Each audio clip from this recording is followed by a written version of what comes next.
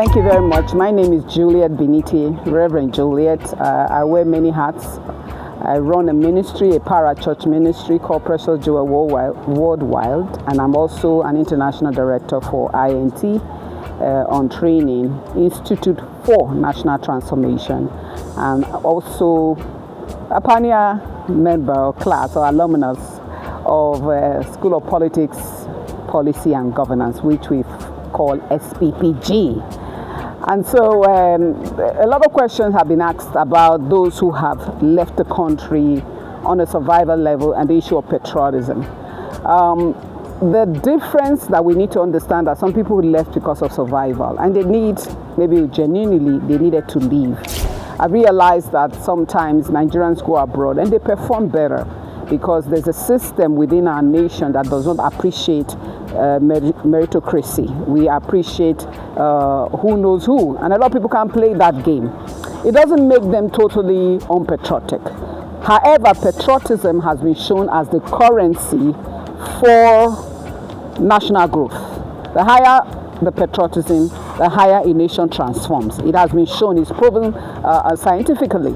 Howbeit, patriotism is never automated. Patriotism is created. Today we have America that is so patriotic. And we know a leader who told them, don't ask what America can do for you, ask what you can do for America. And that's a patriotic statement. Patriotism is at the bottom of creation of mankind.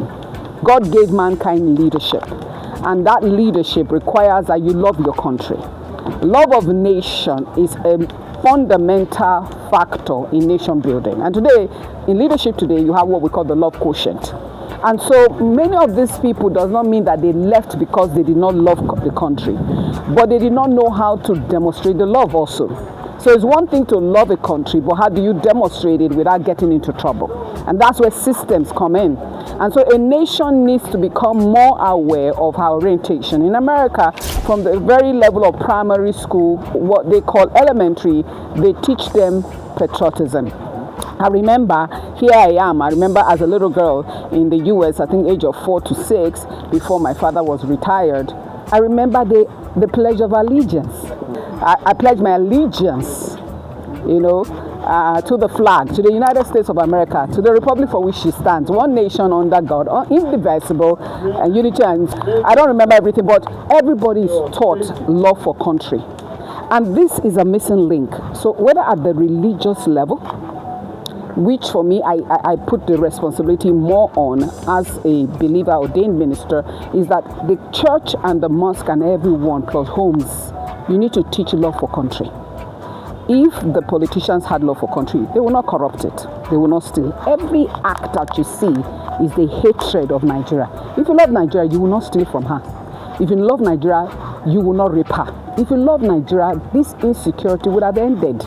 Many of us love our interest, whether it's at the religious interest, political interest, financial interest, there's an interest. And even you, the globalist partners, many of you love your country, but you want to dishonor other people's country. If you truly love your country, you should love another country. And all of us should honor the borders of nations and ensure that we are built. If Africa, especially Nigeria, as the largest black nation on the earth, is built, it's to the advantage of our globalist partners.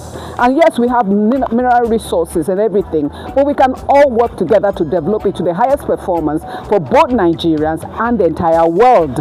We can't walk this way in destruction of lives of human beings and tell God that we love him. Remember, they say, love your neighbor as you love yourself. Even in the world, love is the greatest currency. Do unto others as you would want them to do to you. And so love is a major currency at the base of nation building. And until we begin to reorientate our people, even you in diaspora, remember, you will come home with those talents to build this country.